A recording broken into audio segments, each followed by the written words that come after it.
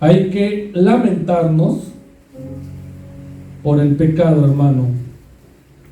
El profeta Miqueas tiene este toque para escribir, y él está escribiendo y les está diciendo que todas sus estatuas serán despedazadas y todos sus dones serán quemados en fuego. ¿A qué se refiere el profeta, hermano? En primer lugar, se nos dice que todas sus estatuas serán despedazadas. Si alguien buscara en medio de aquellas ruinas alguna estatua, o preguntaran por alguna de sus imágenes, señales de idolatría, estarían destruidos. Vimos, hermano, que cuando tú estás en rebeldía, hay sobre tu vida ruina. Hay ruinas en tu vida cuando estamos en idolatría, en rebeldía. Pero ahora está especificando que tenían unas estatuas. Y déjeme decirle que nuestro Dios, si algo abomina, es la idolatría. Y en Samaria estaban recibiendo. ¿Qué es lo que sucede, hermano, cuando alguien adora a Dios de tal manera que hay una estatua? Hay algo que esté sobre nuestro Dios. Estas estatuas, hermano, ahorita vamos a ver algunas.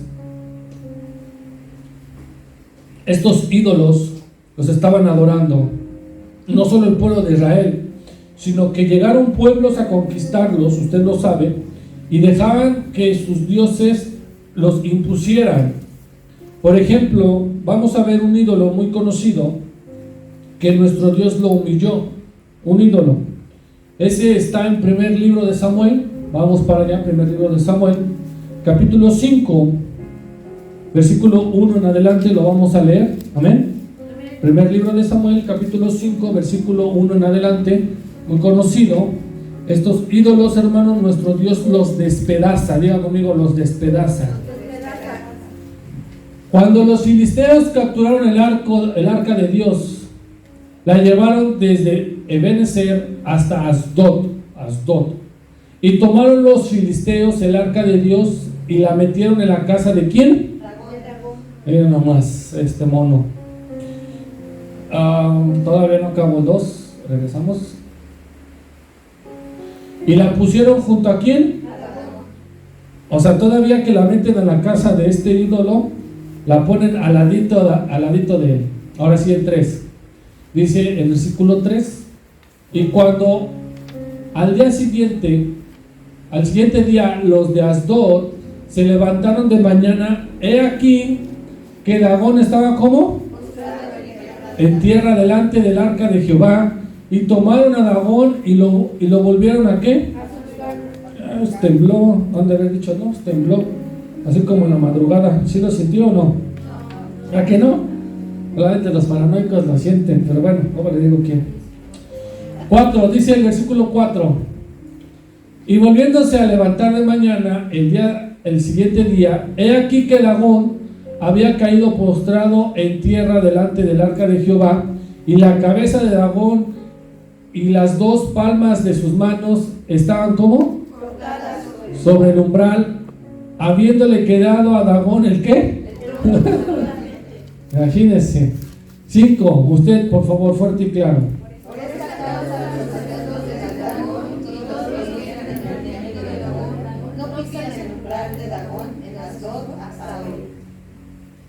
Todas sus estatuas serán despedazadas, todos sus dones serán quemados en el fuego, y asolaré todos sus ídolos, porque como salarios de prostitutas los juntó, y salario de prostitución volverán a ser. Es un ejemplo, hermano, de un ídolo abominable que nuestro Dios despedazó, y solamente con el arca de Jehová, que esa arca traía la presencia misma de Dios. Imagínese, hermano. Así que cuando usted ande por las calles, hermano, déjame decirle que usted es el arca de Dios, usted lleva la presencia de Dios. Y si usted está delante de algún ídolo abominable, va a suceder lo mismo, hermano. Va a caer, se va a despedazar. le va a quedar el puro tronco, es inútil, no sirve. Dice la palabra de Dios que tienen ojos mas no ven, tienen oídos mas no oyen, y son como ¿qué? ¿Como qué? ¿Cómo son esos ídolos? Como en nada, hermanos, o sea, no son nada, no tienen el poder que tiene Dios. Son hechos de madera, de marfil, de oro, de plata, y no tienen poder, no tienen, y dice la palabra que de su boca no sale ese espíritu, un aliento de vida, no dan. Y de nuestro Dios, hermano, aunque no lo vemos, fíjese, a Dios no lo ves, no lo puedes representar, ni en imagen dibujado, y no lo podemos representar mediante una estatua, algo de barro, algo hecho por el hombre, nada, hermano, porque Dios no lo ve. Pero cualquier otro ídolo, ya sea de los aztecas, mayas, mexicas, todos estos, solamente son eso, hermano, un pedazo de bronce, un pedazo de madera. Hay otro, hermano, que también nuestro Dios despedazó. No se ha conservado ninguna evidencia, hermano, de las idolatrías que yo le menciono del pueblo de Israel, pero de lo que sí tenían eran los lugares altos. Uno de esos podemos ver adoración a Moloch. ¿Sí sabe quién es Moloch? Moloch, estos ídolos en el tiempo de Israel, como le reitero, los conquistaban y entonces ellos impondrían su religión.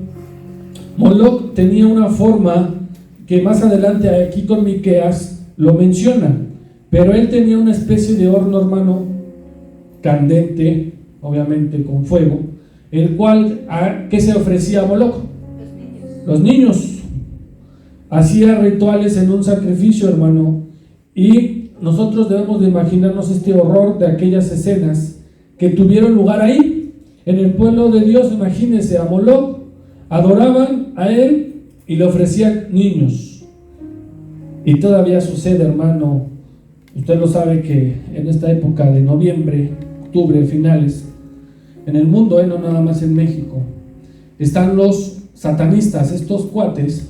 ¿Qué hacen? Hacen sus ritos satánicos. ¿Y qué ofrecen, hermano? Niños.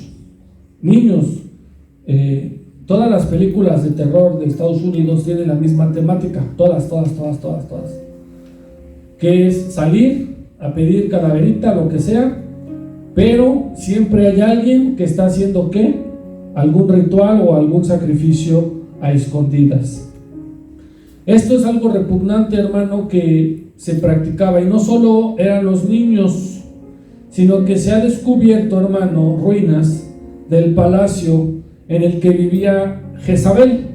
También la conocemos, ¿se acuerda usted? Jezabel, un palacio de marfil que fue destruido, y en ese palacio no se sacrificaban niños. ¿Qué hacían ahí? Hacían ritos sexuales, hermano, hacían ritos sexuales, hombres con hombres, mujeres con mujeres, ofrecían a las mujeres vírgenes, etcétera. Todo esto, hermano, usted lo sabe que es con grupos de adoración satánica y ocultismo. Estos templos, estas estatuas, dice Dios que iban a ser despedazadas, hermano, y así fue. Por eso es que dice más adelante en el versículo 7: y todos sus dones serán quemados ¿en qué? En fuego, y asolaré todos sus ídolos, porque de dones derramé a los junto, y a dones derrameras ¿qué? Volverán. En segundo lugar, hermano, todos sus dones serán quemados en el fuego. Esa palabra de dones es una palabra interesante y la vamos a observar por un momento, porque hace referencia a algo importante. Los dones que se refiere son esos vasos frágiles que habían sido entregados a esos templos paganos. El pueblo de Israel, hermano, estaba en medio de todos ellos. Por eso es que Samaria, siendo una extensión más grande, fue el más rebelde, porque todos los reyes, casi todos, muy poquitos, hicieron lo malo. Usted recordará que la frase con que inicia un rey es: e hicieron lo malo delante de Dios, e hicieron lo malo, Todos ellos hacían eso. Y recuerde usted que Miqueas está predicando en el tiempo ¿de quién? De Acaz. ¿De quién, hermano? De Acaz. Y estos templos, hermano, uno de ellos que Dios destruyó es el de Jezabel. Esta mujer no era buena, era mala. Y esta mujer que la adoraban terminó mal. ¿Cómo terminó Jezabel? ¿Comida por quién? Diga conmigo, en ruinas. Quedó en ruinas. Sus dones, o lo que ella creía que tenía, hermano, fueron echados al fuego. Y dice la palabra que a todos sus ídolos los va a asolar, o sea, los va a expulsar. En tercer lugar, hermano, el profeta Miqueas dice: porque como salario de prostitutas los juntó, y salarios de prostitución que volverán a ser. El sexo, hermano, estaba presente en estos ritos que estaban haciendo. Y le voy a dar un ejemplo muchos años después. Pero usted recuerde que cada una de estas culturas tiene una esencia. Por ejemplo, los romanos de los griegos de los persas ¿de quién? De Babilonia. ¿Y los babilonios de quién? De todos estos más atrás. Y así sucesivamente. Uno de estos ritos que se sabe es el de adoración a Afrodita. Usted sabe quién es esta, la hemos visto cuando íbamos en las clases de historia y la materia de historia universal, y te meten el subtema de Grecia, Afrodita, sobre Acrópolis. Se dice que eran en total 1000 vírgenes, hermano, las cuales esas 1000 vírgenes eran prostitutas porque necesitaban tener relaciones para este tipo de religiones. En ese entonces, hermano, había ese tipo de templos que funcionaban como prostíbulos, y todo se realizaba en el nombre de la religión, según ellos. Esta práctica la adoptó los fenicios, los filisteos, a tal grado que cuando conquistaban a Israel, también adoptó estas religiones paganas. Ejemplo, en el tiempo de los jueces, durante todo el tiempo de los jueces, ¿cuál es el enemigo que más se menciona que peleaban los jueces? ¿Cuál es? Los filisteos. Conocemos una historia de un siervo de Dios que cayó en estos ritos. ¿Quién fue? Sansón. Antes de Dalila, dice que se había enamorado de una, ¿sí lo recuerdan? Entonces resulta interesante, hermano, comprobar que parte del pensamiento contemporáneo se ha revivido hasta el día de hoy. Hasta el día de hoy, hermano, nosotros vemos que las estatuas, y no las de marfil, siguen en México y siguen en el mundo, y estamos viendo dos ejemplos: la de los ídolos y la de las rameras. Hoy en el día, hermano, actualmente en México sigue estos dos espíritus, digámoslo así, el de Moloch y el de Jezabel. El de Moloch, hermano, se sigue adorando a Moloch, a Baal y a estas religiones que estaban en la antigüedad, y lo vemos que en México, hermano, a través de estas leyes que nos han impuesto, usted y yo seguimos, y la gente sigue viendo la adoración. Ejemplo, adoptar a estos niños por medio de dos hombres, están adorando a Moloch. porque lo están ofreciendo. ¿A quién le ofrecen a un niño, hermano? Usted cuando viene y presenta a un hijo, o un nieto o a alguien, ¿a quién se lo ofrece? ¿A quién le ofreció Ana a Dios? A su hijo Samuel, ¿cierto? Igual Sansón, su madre tuvo un voto, ¿verdad? Para haber sido y tener esa cultura de no cortarse el cabello. Pero ahorita, hermano, adorámoslo, no es que traigan a un niño y lo maten, bueno, lo harán a escondidas, pero ya es más visible. Lo presentan delante del matrimonio, 2 hombres, 2 mujeres. Y el espíritu de Jezabel, de lo de la ramera, sigue tal al día de hoy, hermano. Por eso el motivo, hermano, que insistimos nosotros, que debemos de estar en constante comunión con Dios, en constante oración, hermano, porque Dios lo está prometiendo, que hará ruinas a las estatuas, a lo que tú has creado, hermano, lo que Dios ve que tú has creado y levantado, te lo va a derribar. Por supuesto, hermano, nosotros como cristianos, y recuerde que ser cristiano no es una religión, es un modo de vida, que cuesta trabajo, sí, que es difícil, sí, pero el Señor Jesucristo mismo lo aclaró en el Evangelio de Juan. Vamos a Juan, capítulo 8, por favor, versículo 36. Juan 8:36.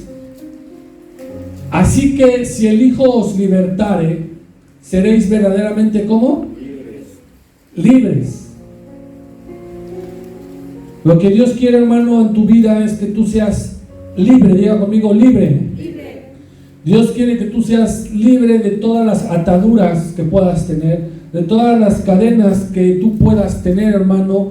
Por eso nosotros entonamos y cantamos con el corazón: libre soy. Somos libres, hermano. Es por eso que el diablo copió quizás esa alabanza, la pasó a un cuento de hadas, de princesas, pero realmente el que somos libres somos nosotros, y nosotros debemos ser libres ¿de quién? Del pecado. Diga, debemos ser libres, del pecado. El pueblo de Israel no estaba siendo libre, por eso les mandaron a Miqueas, al profeta Miqueas. Les está diciendo qué iba a suceder. Recuerden que el primer capítulo son palabras de juicio, son palabras de que le están diciendo que están haciendo mal, pero él lo está escribiendo de una manera diferente. No está siendo agresivo, pero quizás si hubiera sido agresivo hubieran entendido, a tal grado que les estaba diciendo lo que siente él, hermano. ¿Cuántos de ustedes están predicando? No son agresivos, pero son como Miqueas. Vamos a ver por qué les digo esto. Una vez que el profeta Miqueas estaba diciendo sobre esta situación al pueblo de Dios, va a venir lo que es su lamento. Diga conmigo, hay que lamentarnos del pecado. Miqueas cayó en un momento de debilidad, quizás como usted y como yo, pero no lo fue tan específico como alguien de otro profeta que ahorita vamos a ver, solamente lo vamos a mencionar, que también soltaba su sentimiento, hermano. Miqueas empieza a lamentar, a llorar en el versículo 8. Dice el versículo 8: por esto lamentaré y aullaré, y andaré despojado y desnudo, haré aullido como de chacales y lamento como de ¿qué? Él les está explicando de una manera elegante, hermano. Nosotros podemos tener otras palabras, no podemos ocupar estas mismas porque está un poco difícil, pero el profeta dice que se va a lamentar, va a llorar.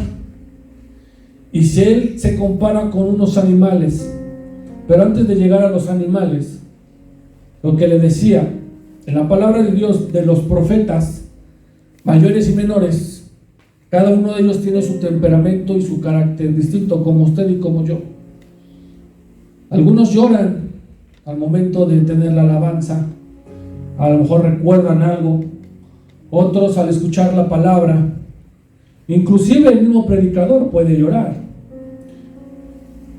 No está mal visto que alguien se doble en este lugar, porque 3 profetas lo hicieron.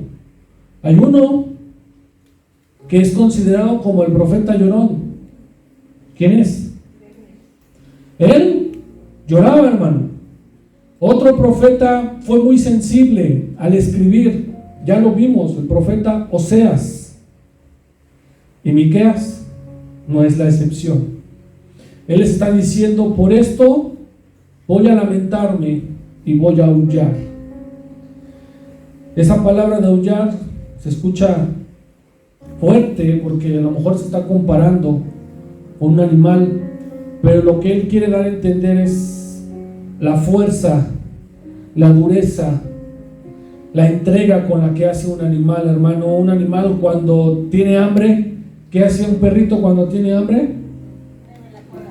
Mueve la cola, pero tiene que hacer algún sonido, a menos que sea un perro mudo, ¿no? Ladra o llora. Si están chiquitos lloran, ya si están grandesotes ladran, ¿no? Pero el profeta se está comparando, hermano, con 2 animales. 2 animales que honestamente, pues no sé usted si los ha escuchado. No le quise traer los audios de los animales, estos que el profeta da como referencia, pero dice ahí que él se lamenta, llora a tal grado como lo hace un chacal, y a tal grado de que como lo hace una ¿qué? Avestruz. Yo creo que el avestruz sí lo ha visto, ¿verdad? Como le hace en el zoológico, si usted ha ido a los de Chapultepec.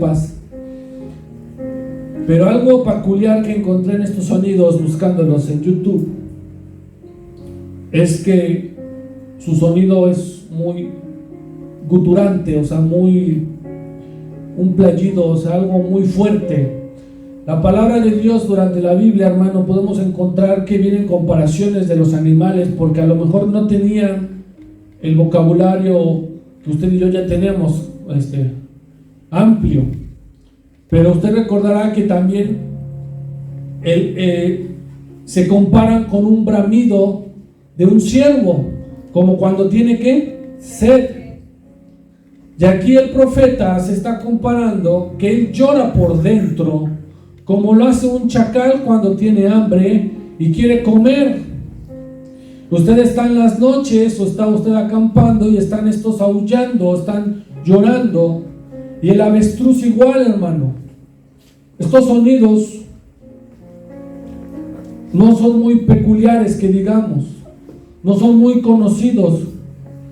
Uno es un animal salvaje, hermano, que hace estos sonidos terribles y que si usted estuviera en su hábitat seguramente se asustaría.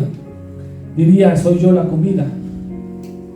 Y el otro, un avestruz, un animal que no vuela, o sí vuela un avestruz. ¿Qué hace el avestruz? Corre. Pero cuando tiene miedo, ¿qué hace el cobarde? Esconde la cabeza. Pero cuando tiene que llorar, llora. Cuando tiene que lamentarse, se lamenta. Él. Por eso lamentaré y aullaré y andaré despojado y desnudo. Despojado y desnudo, el profeta está diciendo: seré yo, seré como soy, sin tapujos, sin apariencias. Voy a andar despojado y desnudo, humilde, y haré estos sonidos y voy a llorar por dentro.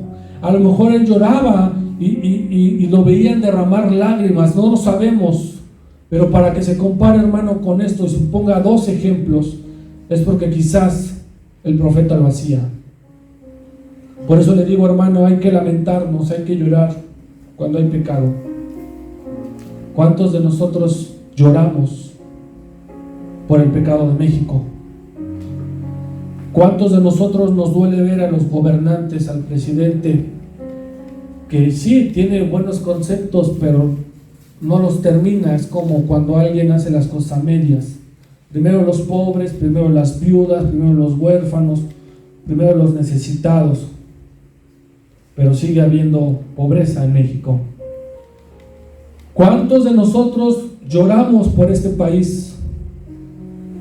Pero no fuera al revés, hermano, que fuera un partido, porque entonces sí eres mexicano, ¿no? México contra Haití, 10-0, y sales con tu playerita verde.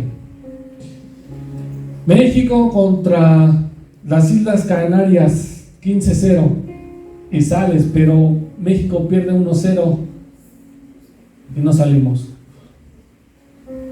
Pero para el pecado, hermano, así eres. Te sales y dices: mi país está pecando. Estoy viendo que los del PRD están aventando sus iniciativas contra la eutanasia, contra el aborto, contra las drogas. Están aventando para que adopten, están aventando para que se puedan casar. ¿Cuántas cosas más faltan, hermano? Los tiempos se acortan, porque dice que cuando sean los tiempos como Noé, entonces vendrá nuestro Señor. Y como Noé, en los tiempos de Noé, en los tiempos de Sodoma y Gomorra, los estamos viviendo. Tú te vas a Insurgentes, hermano, y parece que estás entrando a Sodoma y a Gomorra. Te vas a un hospital y están sacrificando, están matando niños. Es como si se los estuvieran dando a Moloch. Están abortando. Si tú te vas a una clínica, hermano, ¿cuántas jovencitas no entran? ¿Te estás dando cuenta, hermano? El aborto adora a Moloch, déjame decirte, porque Dios es el dador de la vida, y Moloch las quitaba. Entonces el profeta, hermanos, está comparando su llanto y su dolor con estos animales. Yo te pregunto, si tú tuvieras que escribir ahorita una crónica y tú necesitaras compararte, ¿quién te compararías? ¿Con un cochinito? Y no en lo físico, sino cómo lloran. ¿O a quién te compararías, hermano? Porque el profeta se estaba doliendo del pecado y de la idolatría, de la rebeldía de su pueblo. El pueblo sabía cómo se había sentido Dios acerca de sus pecados, hermano. Dios, hermano, no es un Dios vengativo, y tampoco disfruta cuando alguien es castigado. Dios, hermano, es un Dios que perdona, un Dios que sana y que libera. Pero también Dios quiere que tú y yo estemos lamentándonos por el pecado. Cristo, cuando estaba en la cruz, lo hizo. ¿En qué momento le dolió? ¿En qué momento Él no se comparó con un animal, pero dijo unas palabras que hasta la fecha a ti y a mí se nos pone la piel o los pelitos de punta? ¿Cuáles fueron esas palabras que el maestro dijo? Y nosotros podemos entender que Él estaba lamentando por el pecado de su pueblo. ¿Cuáles fueron esas palabras? Padre, perdónalos porque no saben lo que hacen. Se estaba lamentando del pecado.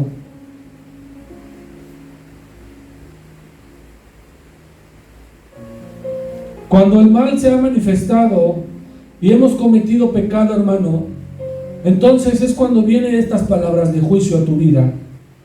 Pero el profeta está esperando a que tú recapacites, tú reflexiones, tú analices, tú te hagas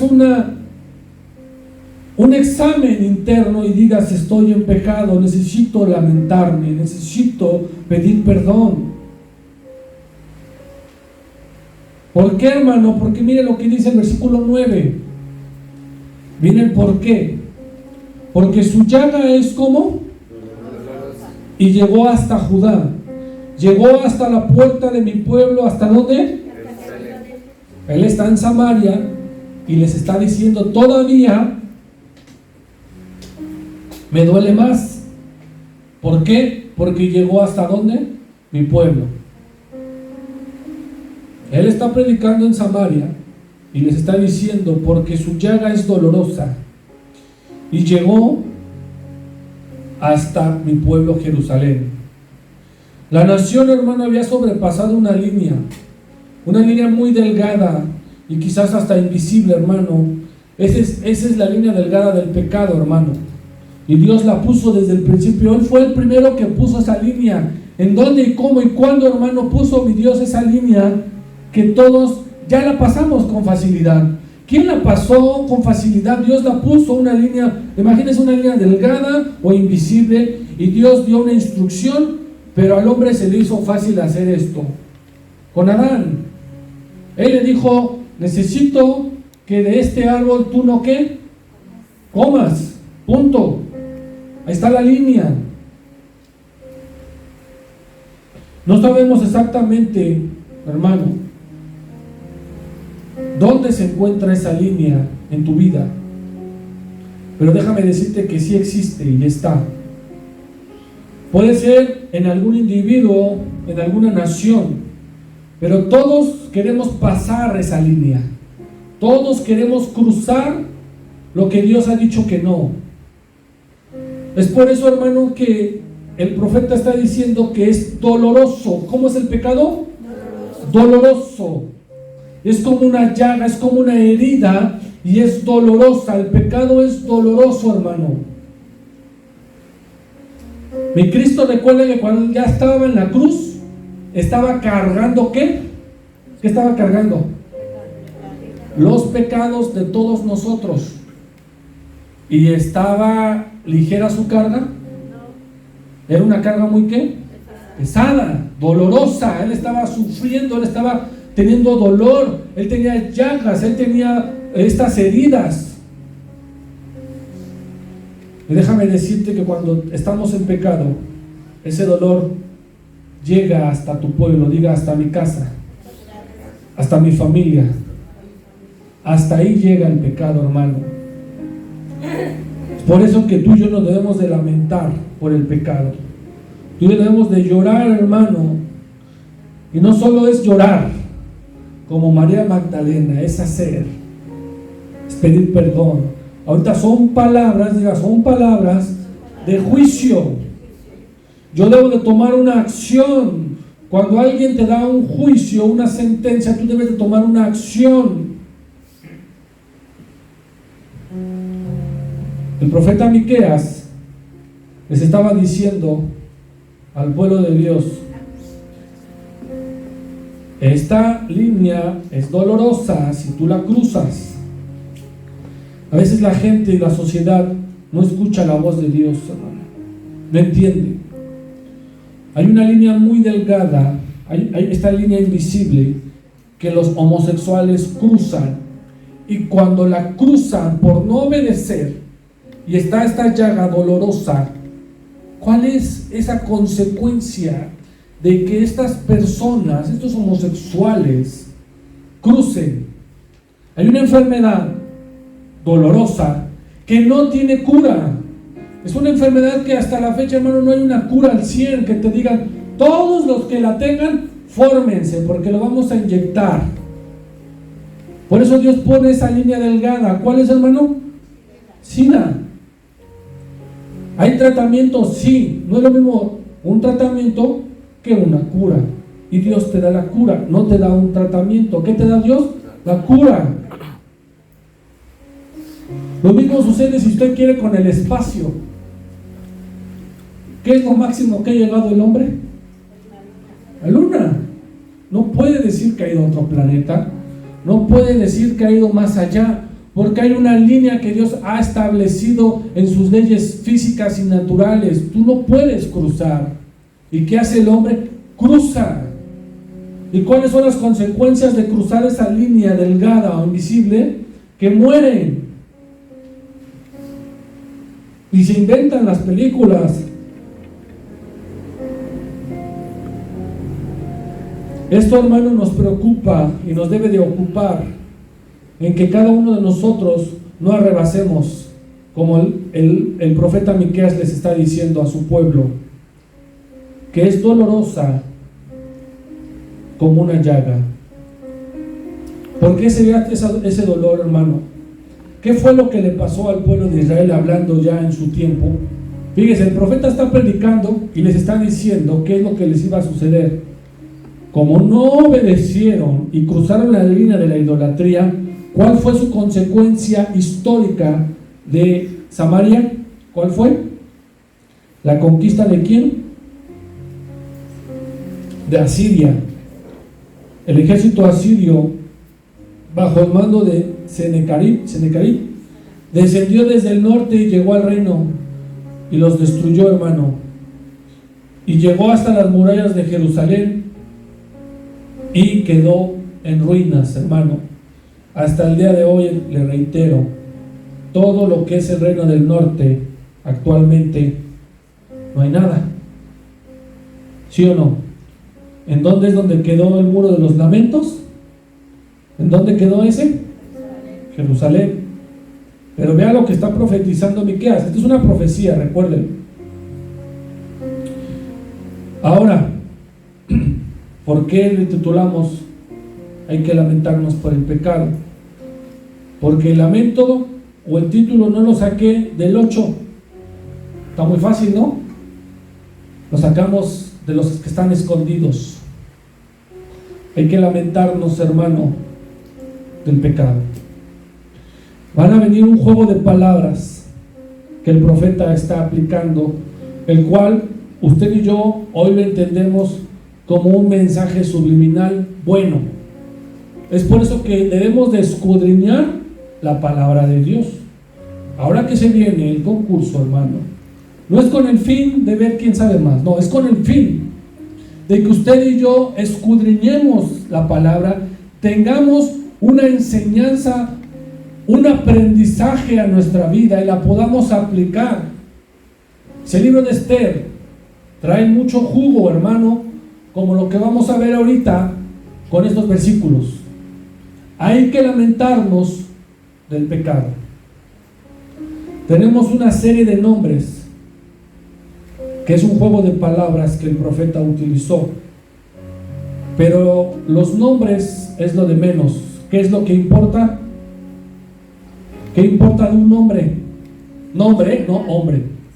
Su significado, que aplique lo que significa su nombre. Dice el versículo 10, ¿ya está ahí? Hay que lamentarnos del pecado. Nos pasamos al 10. ¿Sí está bien o no está? No se posocito. No lo digáis, ¿en dónde? En Gad. Ni lloréis mucho. Revuélcate tú en el polvo de ¿quién? Gad.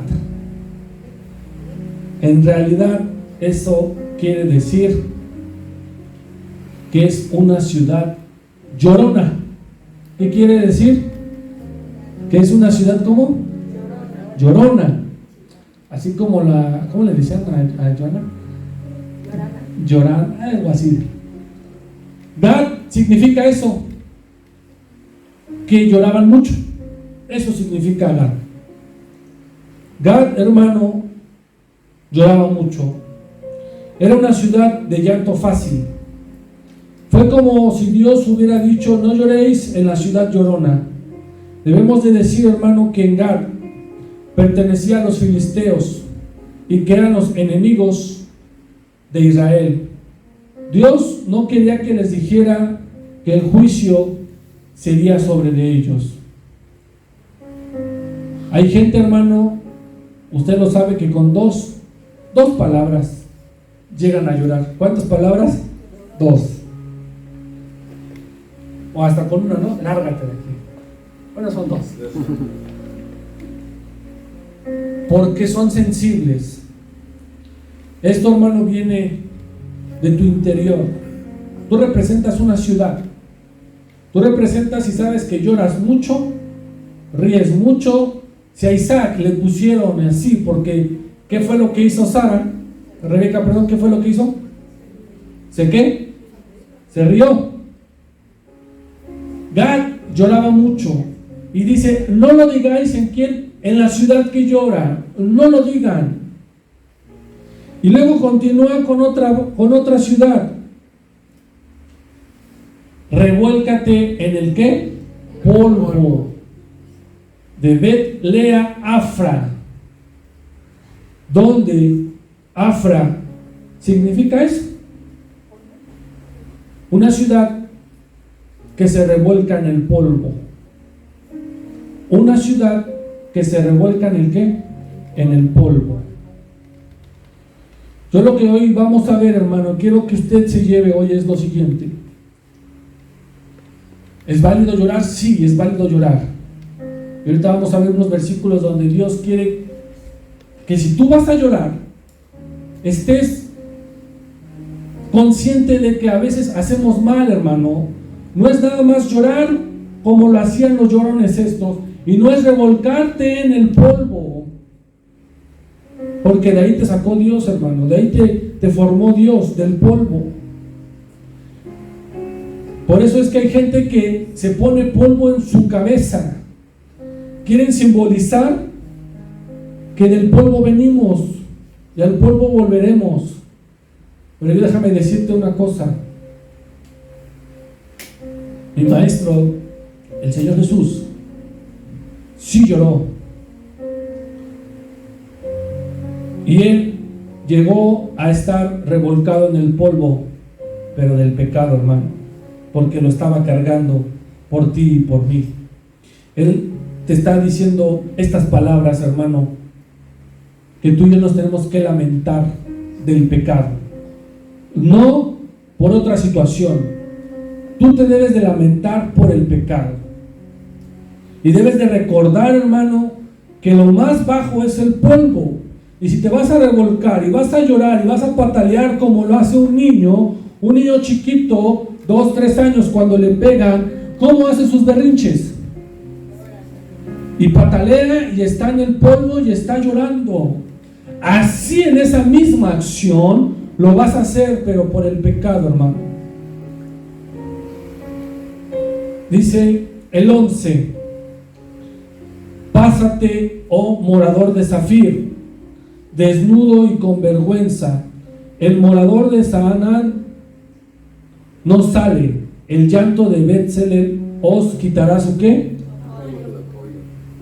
Más ciudades. Zafir quiere decir ciudad hermosa. Pero los habitantes de ahí se fueron muriendo y fueron desapareciendo. La hermosa ciudad ya no luciría su belleza y sus habitantes emigraron desnudos y humillados. Además dice que no sale el morador de Sanán, y Sanán quiere decir ciudad que marcha. Fíjense nada más, ciudad que marcha. Pero la ciudad que marchaba no marchó. La ubicación de esta ciudad tampoco es conocida, pero esta ciudad no marchó. ¿Qué le quiero decir? Así tú seas como Zafir, queriéndote ser hermoso y precioso, digno de algo, déjame decirte que estás desnudo y con vergüenza, porque delante del pecado nadie es hermoso. Diga conmigo, delante del pecado nadie es hermoso. Ni inclusive el mismo querubín protector, lleno de hermosura, lleno de elegancia, con piedras preciosas, y se paseaba en el huerto y se paseaba. Ni él, con su hermosura, ahora es un ser despreciable y sin luz. De ser lo que significaba un ser de luz, lleno de luz, ahora es una persona, un ser de oscuridad. Porque el pecado, no eres como Zafir, tú no eres hermoso, hermano. El pecado no te embellece, el pecado te hace feo. ¿Quieres un ejemplo coloquial, banal? ¿Por qué a la bruja, el Blancanieves, la hacen fea? y la hacen bonita, porque realmente es fea por dentro.